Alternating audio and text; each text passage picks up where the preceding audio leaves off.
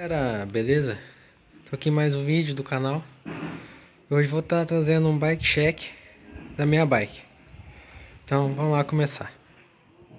Começar aqui pela frente. Os pneus são CST Downhill Hawk. Suspensão uma RST Braze 120 mm. O freio é um Velux com disco 160. Aqui, manopla da Edgers. Passador Shimano Turner, que eu tirei o cabo. Vocês já vão ver por quê. Guidão da Gil, 700 mm. Turner de 7 velocidades. Aqui, a mesinha da WG. Caixa de direção da Neco. Quadro, um Gios FRX 2013. Um banco da Mitsu. Canote Zoom, abraçadeira não sei marca. Pedal, plataforma mesmo normal. Pé de vela Shimano.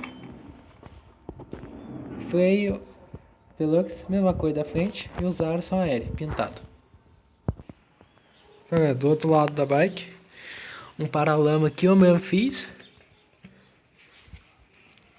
Aqui ó, pé de vela com uma coroa só, que eu serrei.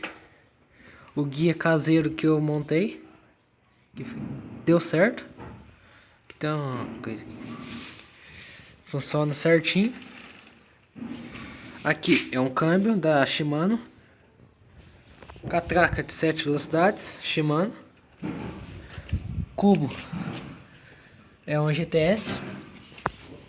Da frente também é um GTS. Então é isso, galera. Esse foi o bike check da minha Gios FRX. Espero ter gostado. Se inscreva no canal se for inscrito, deixe seu like. Até a próxima. Falou e fui!